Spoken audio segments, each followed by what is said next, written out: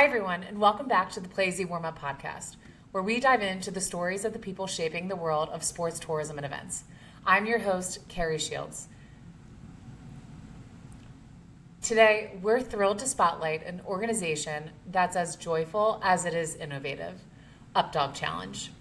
Joining us are Kat and Jack, the dynamic duo behind the UpDog Challenge, an organization that's reimagining canine disc sports for the modern era. With a mission to make disc sports more accessible and inclusive, UpDog blends elements of traditional dog sports with human disc games, creating a platform where every dog and human team can play, achieve, and expand their skills. Jack, the mastermind and head rulemaker, has been revolutionizing traditional disc dogging games through UpDog. And Kat, an ambassador to agility teams, brings her creative crossover games and exceptional administrative talents to the organization. Their vision has not only doubled participation in disc sports, but also introduced innovative games like Frizzagility and four-way play, combining agility and disc skills in exciting new formats. On a personal note, UpDog Challenge was one of the first organizations that really broadened my horizon on who our platform could bring value to and the true power of our technology. Kat found Playeasy while searching on Google for places to play. Seeing their first RFP come through our platform will always stand out to me as one of those early, unforgettable moments that affirmed what we were building and hinted at where we were going. In today's episode, we'll dive into how Kat and Jack built a vibrant, inclusive community for competitors of all levels, their strategies for leveraging sports tourism to expand the sport's reach, and what it's like to be at the intersection of innovation, animal athleticism, and community impact. I hope you enjoyed this episode as much as I did. Get ready to call dibs. Utah's newest sports megaplex, Western Sports Park, opens spring 2025 in Davis County, Utah's amusement capital. Less than 30 minutes from Salt Lake City, this venue is built to be a game day contender. With 55 acres of multi-purpose fields, top-tier facilities, and amenities for teams, fans, and families alike. Choose from WSP's multiple indoor arenas, 6 full-sized fields, or the stunning championship field, complete with seating for 2,000 and breathtaking mountain views. What truly makes Western Sports Park a winner are the next-level extras. From private flex spaces, a referee lounge, on-site concessions to sensory rooms, and free parking, your team is covered on and off the field. If you're looking for ways to play beyond game day, it's easy. WSP is the newest addition, conveniently located next to Station Park, Davis County's popular entertainment district. Family-friendly restaurants, attractions, and hotels are just steps away. And Utah's only amusement park, Lagoon Park, is only a mile down the road. Give your MVPs the VIP treatment at Western Sports Park. Book now at westernsportspark.com. Kat and Jack, thanks so much for joining us. Absolutely. Thank you for having us. Yeah, and I know I was just saying this before, but I am so excited to have this conversation. I know, usually I know a bit more about the sport and the organization of the person I'm having the conversation with, and so I'm excited to learn way more about UpDog and everything you guys have going on. And so to start, could you just tell us, what is the UpDog Challenge? So UpDog is a dog sport organization where dogs and humans play disc or frisbee together. And they earn points and they have a great time. And it's just a great way for people to bond with their dogs and have fun with their dogs, and the age-old game of fetch with your dogs. Awesome. And I know you guys are both founding members. And so what inspired you to start the UpDog Challenge? Could you give a little bit more of your background into how this all came about? Sure. So Kat and I started playing over 20 years ago with, we just like lots of people that, you have a dog that's got a lot of energy and you're trying to figure out a way to get some of that energy out. And so we played fetch in the yard with the ball and with the disc, and found out that there was a local club that played disc. So we went out to that competition and had a ton of fun at the competition. Our dogs did great, and we got hooked. But one of the things that we saw at the events that we were going to at the time was that you kind of had to be pretty decent, pretty good in order to like feel like you belonged with the club out there. So if you, like, Kat invited some of her friends from another dog sport called agility, and they came out, played, and never returned. And so what happened was we realized that there wasn't an easy entry into the sport, and that was kind of where UpDog came in. Was we said, how can we make this sport more accessible for anybody? Anybody, if your dog can fetch a ball, fetch a toy, they can play disc. And so we created UpDog so that we could get more humans playing more disc with their dog and getting outside and just having fun. And that's where UpDog came from. Awesome. And how long have you guys been going? How much has it grown? I know starting from a small one-event organization to now running events nationally and internationally. We started, we just had our 11-year anniversary a few days ago, actually. So 11 years this month. And yeah, it's grown exponentially, and it grew a lot faster, a lot quicker than we thought it was going to. So that part's been great. Well, happy birthday. Playeasy actually also just had our 7th birthday in April. And so always really cool to celebrate something that you've spent a lot of time, energy, and effort building. So congratulations on that. And so what was the moment that you realized that it could be something bigger than just a local event? Probably the first finals event that we had. So we started with a small set of games that people would play and earn points. So we started with that small set of games, and players would earn points throughout the year. And we were just trying to think, okay, let's create an event at the end of the year that if you've earned enough points, you can go to this big event. And when we thought big, we thought maybe, we'd get like 30 or 40 people. And we were into it 2 years before we did our first finals. Our first finals was 2016. And what blew me away at the first finals was just not the number of people, because that year we had about how many teams? 70. 70 teams, which that was impressive too, but from where they came, like just The very first year. I was just impressed, like how many people traveled like hours and hours to get there, and how far they came. It just showed how dedicated they were to the sport, how much they enjoyed playing throughout the year. And, to see them all connect at that one event as well. And that's kind of the really neat thing, is we've created this community where it's about my dog and it's about playing disc, but it's also about, I get to see all these people that I don't see for the whole year that love the same thing I do, and I get to see them at every one of the international finals. So it's just gotten bigger and bigger. And I know, just telling friends and family, full transparency, I did not grow up with a dog, but I have borrowed my friends' dogs to be able just to go and have a catch, play Frisbee with their dog. And it is so much fun, and anyone could do it. And I think that's the really cool part about the community that you're building, and people that obviously love their dogs, but love more of a community aspect, and adding in competition just adds to that. And so what makes UpDog different from traditional disc dog competitions? I think you've already kind of hit on it. It's the community. If you ask, 100 of our players, that's probably the answer you're going to get back, at least 80% from 80% of them. We just have, we can't really even explain how we've accomplished it, but we've accomplished this like great vibe. When you show up at an UpDog event, just the vibe is just really cool. Everyone's really friendly, and it's relaxed. It's a competition, but it's not like a competition where I can't talk to you. I've got to focus. I'm not going to say it out loud, but I'm secretly hoping that your dog misses the Frisbee. Like, it really isn't like that. I mean, everybody is very supportive of each other. Of course, you're competitive, otherwise you wouldn't, play the games and get out there and try. But they're also competitive with themselves. We celebrate things like personal bests, out on the field, and it's we've, like Kat said, sort of by accident, I guess. We've created this community that just is very supportive of each other, help beginners get started, and it's...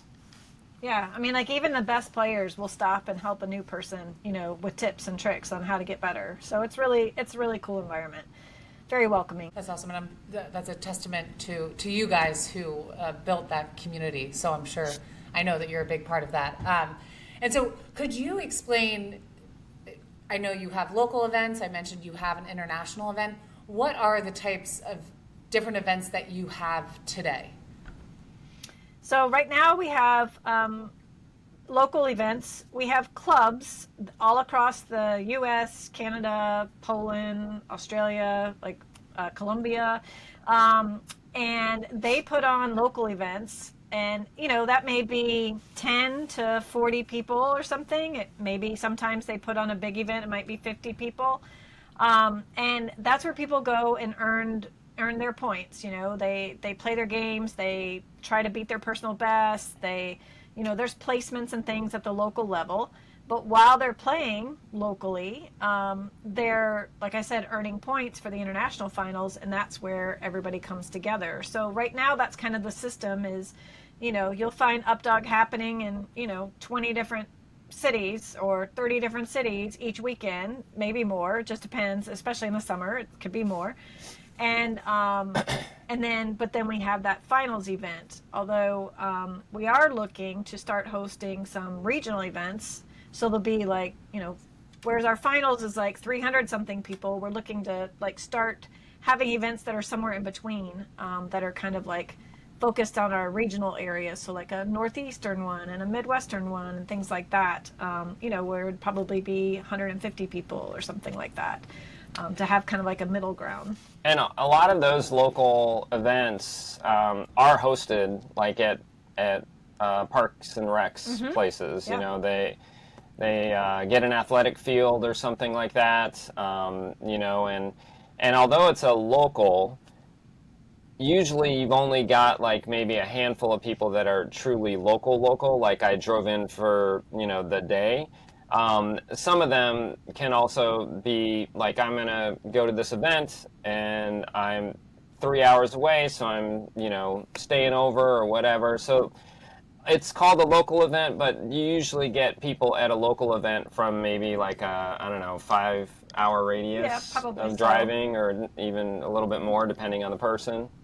And some of them are bigger. Like some of them, they'll do special things at their local, and it'll pull a crowd from, several states away. It varies. Like I said, it could be 10 competitors to, 40 or 50 competitors. That's awesome. And so I do want to dive deeper into each of the types of events, because I think that for most of our listeners are going to be destinations who are looking to either foster the sport within their community or help grow your organization's sport. And so with those local events, if I am in Valley Forge, Pennsylvania, and I was looking to grow your sport, is that something they can get in touch with your organization? Is that something that you are helping, connect within the different communities? How would someone go about starting a local event? So, so looking from a destination's point, if you're looking to host an event in your city, you could definitely reach out to UpDog. You'll get me, and I can connect you with our closest established club, and get the connection going and get things rolling to where they know that you have a field available and are welcoming them into the community, and get that going. If there's no UpDog in your area, we have ways, like if there's a local dog club that you know of that might be interested in starting UpDog, again, they can contact us. We can get them trained up on how to host and how to judge UpDog, and then they can start offering it in the area. So yeah, some of the folks who host those local UpDogs are, like Kat said, local clubs, but we also have dog training schools that host, a dock diving group, right, flyball group, like other sports. People who do other sports will learn how to do UpDog and bring UpDog in as well. So yeah, a lot of different ways to get started. And then just from the potential growth in the regional events, what are you looking for out of an UpDog event, a host that would host one of these regional events? Well, for all of our events, the main thing is good surface for the dogs to play on, something that's safe, which, that's just kind of the given. Obviously, dog-friendly, pet-friendly hotels in the area, or pet-friendly, campgrounds or Airbnbs, VRBOs, that sort of thing. And, a group that's easy to work with in terms of getting connections for, if we're going to have like a little banquet, or if we're going to, do something like that, or, rent tables and tents and, that sort of stuff. We always try to do evening events for our players as well. So like when they come to our events, it's an experience. It's not just for the regionals or for UpDiv, right? Not necessarily for a local. Right. Sorry. Yeah. Like it's I'm going to come to the event. I'm playing with my dog during the day, and then we're all going to go bowling that night, or we're going to go out to eat together, or whatever it is. So there's always like evening functions that we try to plan as well, which is great when we have a host that's able to help, like Kat said, give us some connections, give us some ideas based on what's available in the local area. Or if there's like a location that's like tied in with a campground, that's huge. Like our group loves that. Like if we can camp on site and have the competition during the day, and then get to hang out, at the campground that night or something like that. Like, those are really cool opportunities for us as well. That's great. And so I know you guys just finished up your 2025 Nationals in Decatur. And 2026 you now have booked. I'll let you announce where. But what made your partnership with Decatur a successful partnership, in how that event was executed and experienced from everyone who came and participated and spectated? The tourism group there and everyone that we worked with at the city and at the park, they were just fantastic and so welcoming. They found us through Playeasy, and it was just like, hey, this looks exciting. Don, the tour, he's on part of the tourism group. He reached out and he's like, this looks amazing. And I mean, he was there every step of the way to help us through, connecting us with hotels, connecting us with food trucks, connecting us with, porta potty rentals and tent rentals and, all this kind of stuff, which just made it really easy for us to come into this new area and host, because up till that point we had kind of been bouncing back and forth between two sites that we had gone to previously. So anytime we go somewhere new, that's kind of like, it's a challenge. It's a challenge because now you've got to get everything. All your ducks in a row. So having that group be able to provide that information for us made it really easy, made it a really positive experience. And I mean, the event was a huge success. Our players loved it there. Beautiful fields. They had beautiful soccer fields for us to play on. Really easy parking. Like you could park right next to the field, and you didn't have to like carry. Because when you have a dog sport, you've got dog crates and you've got your tents. It's not like, soccer or something where it's just, oh, here's your pop-up tent and your chairs. Like you've got all your dogs and your dog crates and all that stuff. So like having parking nearby, not having to haul stuff really far away is very helpful. And that they gave us a perfect location for that. So it worked out well. One of the things that after the event, again, we've had locations that have worked out well in terms of maybe the field or whatever, but then at the end of the event, there were challenges, and maybe it's not somewhere that we, necessarily are eager to go back to because we want it to be smoother. But one of the things at Decatur that I thought was excellent is the communication between Don at the tourism board and the Parks and Rec department and the other folks that he had reached out to. Like there were a number of folks that he connected us with, but I could tell he was communicating in the background with them. Like I didn't reach out to somebody and they didn't have any idea what I was talking about. So I was just impressed with the communication between each of the different divisions that we had to work with. And that's not something we experienced at any other location that I had been to, where they worked really well with each other. It wasn't like when I talked with one person about something, I got one message and then somebody else giving me something that was slightly different. So the communication in the background between the different divisions that were helping us was really excellent. That's great. And I think, really when it comes down to it, that partnership, they're an extension of your team. And so I know, Don will be thrilled to hear how happy you guys were with the event, but also just a good reminder for what it takes to create that partnership.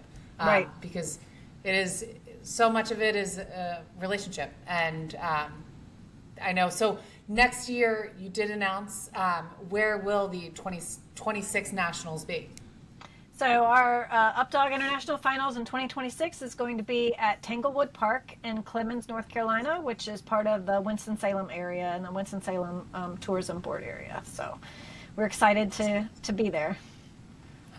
And I am excited to follow. And so I can't believe we're even saying this, but 2027 is open for bid right now. And so what are the bare minimum logistics? I know you've said a few already, needing to be a pet-friendly house, crates I didn't even think about. But what are some things that if a destination was interested in hosting that event, they would need to know before connecting with you both?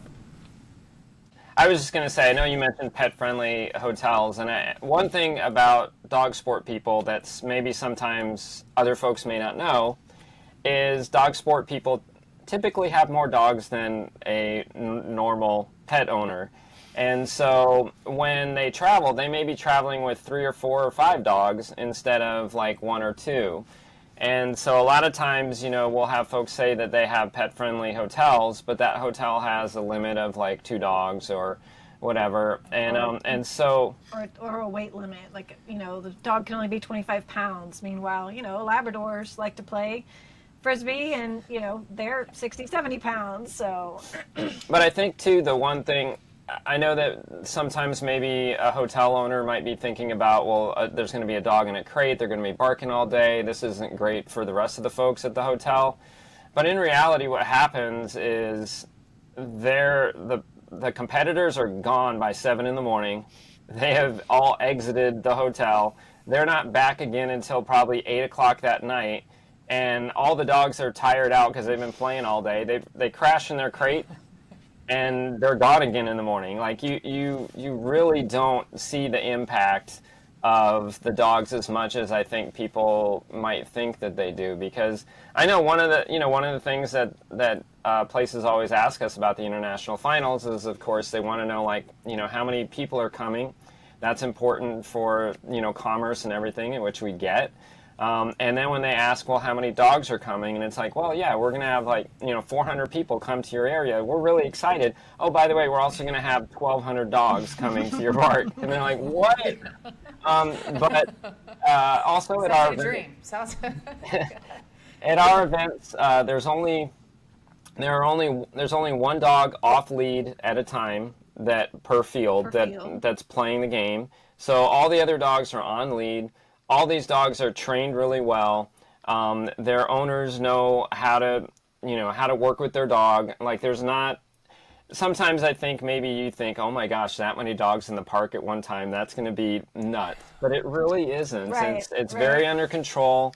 At our last couple, we've had folks just from the area come and watch and spectate, and that's not been a problem. It's been great. Kids have come. And they've had a great time enjoying watching the dogs. So it's I wouldn't want anybody to not realize how many dogs are coming, but also to realize, yes, we're going to have this many dogs coming to your area, but it is a very controlled event.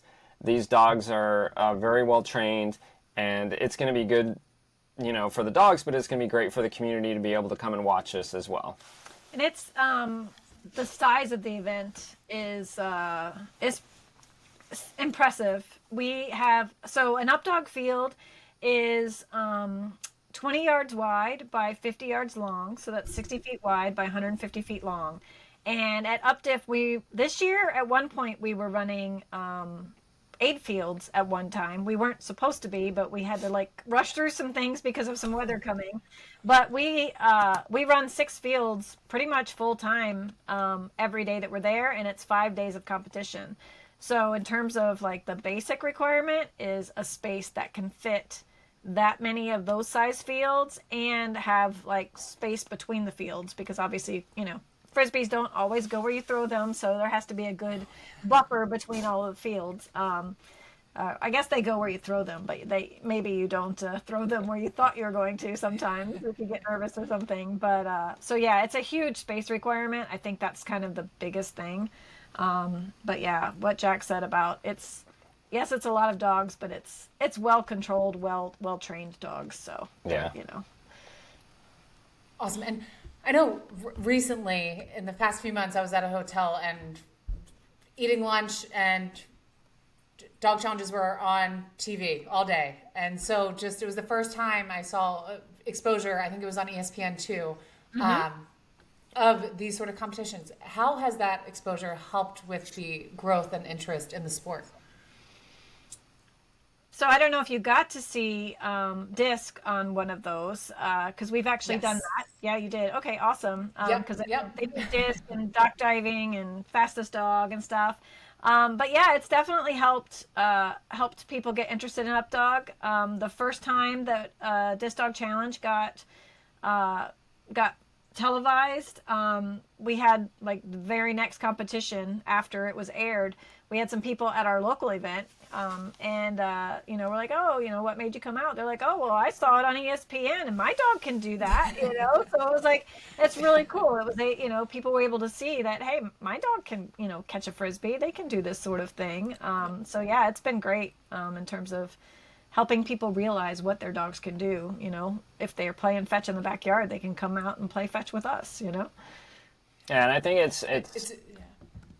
it's more people have seen like that it's a sport. It's not, and it's something that I can connect with other people who enjoy doing this. I think there's so many folks that play in their backyard that don't realize, like, hey, I could be hanging out with other people that like doing this too, and my dog's really great at it. I could see how they stack up against some other dogs and some other humans. So and even just thinking, I'm excited to share this with multiple of my friends who are dog owners and competitors. And so is there a limitation with age? Is it kind of all over the map in terms of who is participating in these events? Yeah, as far as people go, we have 2-year-olds that play, and seriously, literally 2 years old, and they can roll the frisbee, because we allow air throws and rollers. So people that like play disc golf, they kind of know what that is. But so the little baby kids can play with their little rollers. But we have people that are 80 years old that play. So I would say the majority of our players are between the ages of 20 and 65. It's a pretty broad range. But I'm just saying, like, but we have people below and above that playing. And as far as dogs go, again, because we allow both air throws and rollers, you'll have little puppies that play, like first getting started off with the rollers, and you'll have really old dogs that will play. Our dog Spice got to play at the finals this year with a friend of ours, and she'll be 15 next week. So, she's almost 15 years old, and we had an actual 15-year-old out there playing. He played one game. He's a mixed breed, like a doodle type mixed breed, and his owners qualified him for one of the games and got out there, and that was his retirement run. Was his UpDiff run, his last run, competitive run. So that was really cool and emotional for us to watch and be there for. But so yeah, dogs and people, all age ranges and all sizes. People and dogs, but the dogs. We at this year's UpDiff, we had a little Papillon that was maybe like 8 or 9 pounds, and then we have giant dogs that are over 23 inches tall, 24, 25 inches tall that are playing the game. So and everything in between. So it's very very versatile, the kind of dogs and the kind of people that you see at UpDog. That's great. And so, is there a specific type of dog that tends to be better, or is there a certain breed? Yeah, your herding breeds, so your border collies, your Australian shepherds, your Australian cattle dogs, those are probably your most popular. Some of your Malinois and your German shepherds, things like that. But then you've got your Labradors, you've got your golden retrievers. I would say that those dogs there probably are the 70% of what we have, but you've got your mixed breeds. I was just gonna say a lot of mixed breeds. We've got little Shelties playing. We've got Boucerons playing. We've got Doodles. We've got everything. But in terms of what you're most likely to see, it's probably your border collies, your Aussies, and your retrievers, things like that. If your dog chases after a toy, and you can get it to maybe bring it back sometimes, you can play disc. You can play UpDog. I love that. People are going to be very happy to hear. And so, do you guys have a favorite moment from one of your events? Maybe it was not an underdog or something that really stood out in terms of the different events that you've run?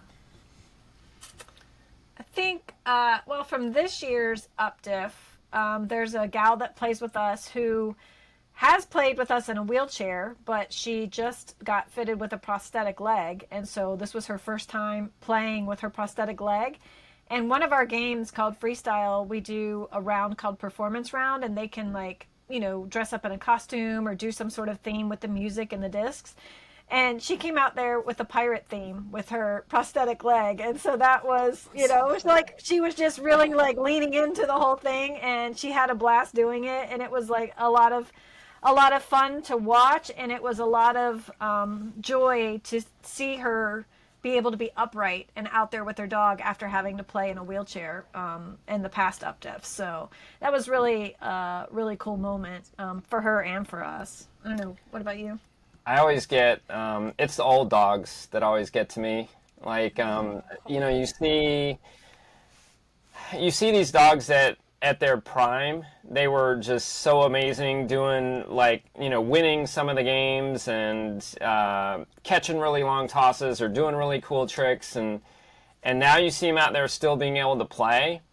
But maybe just not at the same level, but I don't know, it even means more to me, seeing them out there now, I'm just so happy for them that they're still able to get out and play. And when I see their handler, their human out there having fun with them still, and it's not about the competition at this point, because the dog's score is not going to be anywhere close to being on a podium or anything. But they're out there just having a blast, and the dog, of course, doesn't care. They don't know that they're not winning the event or anything. Right. So that's what always gets to me, is seeing the old dogs out there still playing and their handlers having fun with them.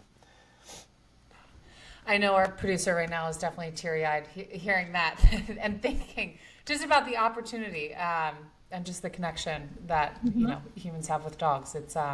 It's really cool. So, during this journey, what has been maybe an obstacle that you faced or something that this journey has taught you? Oh, wow. Sorry, the tough hitting questions. Right. No, I mean, I have to think so many things, trying to come up. I think this year at Decatur, the week prior, there was a lot of weather, bad weather. They had some tornadoes go through the area, and we were really a little bit nervous about the weather coming through, and the weather was great all the way through until the second to the last day. Mm-hmm. It was we were finishing up on a Sunday, so it was into the weekend. And it wasn't going to be bad weather or anything like a tornado, but it was going to be some pretty intense rain, and it would have. And for a disc event, you don't want strong winds, because then players don't get to play to their potential. The discs go flying, and the dog's I can't get that one or whatever. So you don't want to see that, especially not the last day to close out the event. And we also knew that the fields would probably be flooded. It may not be safe for the players and the dogs to play. And so we're seeing all this on like Saturday morning, when we're supposed to finish up Saturday and then finish up Sunday, and Sunday would be the last day of the event. And so we made some quick decisions. We pulled we do a players meeting at the international finals every morning so that players know like what's happening throughout the day, if there's any last minute changes or anything like that has to happen. And we shared the weather forecast with everybody. And we had just had like a little quick meeting, all of the judges and everything ourselves, and we decided we were going to take all of Sunday's games and try to play them on Saturday. So we would play all of Saturday's games plus all of Sunday's games on the same day. And so like Kat said, we were supposed to have 6 fields running that day. We now turned it into 8 fields running that day because that's the max that we had.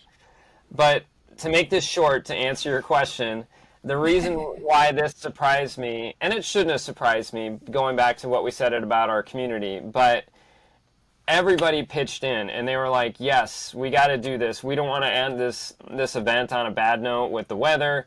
Let's do this for the safety of the dogs, the safety of the playing field, all of it. And just how 350 competitors came together and like pitched in and said, I'll go set this up.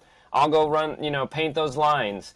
I can help judge this other event. I'm not running during this time. Everybody just came together and we moved our banquet. We were supposed to have a banquet that night. We got the people stepped up to get the food moved to the soccer fields. Right. We had the benefit of having lights, so Well, and again, that was talked to Dawn in the parks and like, hey, can we get the lights on tonight? And they were like, yep, sure, no problem.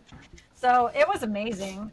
We literally finished up the 2 days of runs at about 10:30 that night on Saturday night. Oh my gosh. We cleared the field, got everything picked up, and into our trailers at about 12:15. Just as the lights were going out, because we asked them to keep them on until midnight for us, it started pouring rain at 12:30. And just like, it couldn't have happened, like it couldn't have come together in a better way. Like, and I get a little teary-eyed just talking about it, just because it moved me so much to see our competitors like stepping up and making stuff happen. And sacrificing some stuff too. Yeah. It was really cool. It was a great learning experience. Learning how we knew we had great community, but how they tackled that challenge and how they came together, it was amazing. Yeah, I did kind of feel like after that, I'm like, okay, if we handled that and we came through all, the way that we did, I'm like, we can handle whatever is thrown at us. Not that we want things thrown at us, but we think we can handle it. Yeah, I love that. I love asking that question. I know I put you on the spot, but that was such a great answer and story, because you guys really are entrepreneurs. And so although we're doing something totally different, it's just the important lessons you learn and like figuring it out, and then the importance of those relationships and the community that you built. And so as stressful as I'm sure that was, I'm sure you came out of it a lot more positive and a lot more confident that anything thrown your way, you will figure it out. So that's awesome. And so as we look forward to the rest of the year, what are you guys most looking forward to with UpDog? We have a event that we're putting on for the first time this year, that is what we're calling the Freestyle Invitational. And we're not sure when, other than after July or August. We're not sure where. We're looking for a perfect place for it. But it's I think we're all really looking forward to that, because we're going to focus on the one game for just that event, whereas like the international finals, we play all of our games, which there's how many now? 11 games, I think. This will just be focused on freestyle. It's going to be an invitational to where the top teams from all over the country, well, the world actually, will be invited to come play. And it'll just be a really unique event for us, and well, for any disc organization to have. We're looking to get it televised. Fingers crossed. We are also freestyle is anybody can step up and watch freestyle being played, and they may not understand all the nuances, but it's entertaining. Like some of the games you might watch and you'll be like, well, why is the dog over there catching now? What's this zone mean? How many points are they getting? Freestyle, you can just watch it, because essentially freestyle is you go out there, you get 2 minutes to show off as many cool, amazing tricks as you can with your dog and your Frisbees. And they give us a music soundtrack for that 2 minutes, and they play to that music soundtrack. So spectator-wise, it's an amazing event. Like, if we're hoping that we get some good spectatorship at this event as well, like the local community coming out to watch. I think it would be an excellent, it would be a fun time. Yep. We're really looking forward to that. It'll be cool. That's great. And so just logistically, are they picking that as a human picking the soundtrack for this freestyle? Yes. Yeah. So they pick, like if I'm the fifth team up, I pick my music for me and my dog. And if Kat is up, the 15th team, she's got a different track for her and her dog. And it's whatever music you like, whatever you want to groove to while you're out there with your dog, That's so fun. I'm excited to watch and tune in, and I hope to be at one of your events sometime in the near future. I know most of our team would like to be there as well. Some may be competing, so you may see Ryan out there. All right, that'd be great. His dog, Bear. But this has been such a pleasure getting to know you guys. I think you guys have been on the Playeasy platform for about 2 years now, and I have to say you're one of the most excited that I've gotten about organizations, because when we started Playeasy, we started with the core sports and never knew that sport and competition like yours, that we would be able to provide value, and so that you're a part of our community. I just am very grateful and happy that you guys took the time to have this conversation. And so for next steps, if someone wanted to connect with you, I know we'll get your RFPs up on Playeasy, so you'll be able to connect there. But if anyone wants to either learn more, get involved, or are interested in hosting your events, what is the best way to do so? They can contact us either through our website, which is updogchallenge.com, or they can email us at help@updogchallenge.com. And you'll get a hold of me, and we can get that conversation started. And just as a side note too, like you said, Kerri, we've been using Playeasy for 2 years. Yep. Yeah. And Kat is UpDog's logistical queen. Like she manages all the rest of us. We just tell us what to do and where we need to be, and so she handles all of the logistics, especially for our big events. And I'll let you say it, but I know around the house, just in talking and so forth, she has told me multiple times how much easier things have been since using you guys and being able to connect with, the towns or the organizations that wanted to host. And I'll let you roll with that, but I just know I've heard you say that many times. It's made my job so much easier. I didn't know that there was something out there like Playeasy to begin with. I think I literally just stumbled across y'all's site while looking for locations. Some in the olden days of UpDog, literally we would just look for locations online, and one of our locations I think I found on Google Maps. I'm like, hey, look, here's a state park with all this space. I wonder if it would work. So this just makes the job so much easier. And, and for people to find us, to know, from the get-go that they aren't a good fit or they are a good fit, that helps so much to hone in on what will work and what won't work. And it's been a great, I've told our local clubs about it to get on and to look for places. I don't know how many of them have, but I will definitely remind them. But if there's destinations out there that want UpDog in your area, just reach out to us, and we'll try to make that happen. Awesome. Well, thank you, and thank you for saying that. It makes reminds us of why we do what we do, and so we're just very happy that you guys are a part of our community, and I know people are going to get a lot out of this conversation, and so I'm excited to get updates and hopefully be at one of your competitions sometime soon. That'd be fantastic. Yeah, awesome. Well, thank you both so much for being here. Until next time. Thanks, everyone. Thank you. Thank you.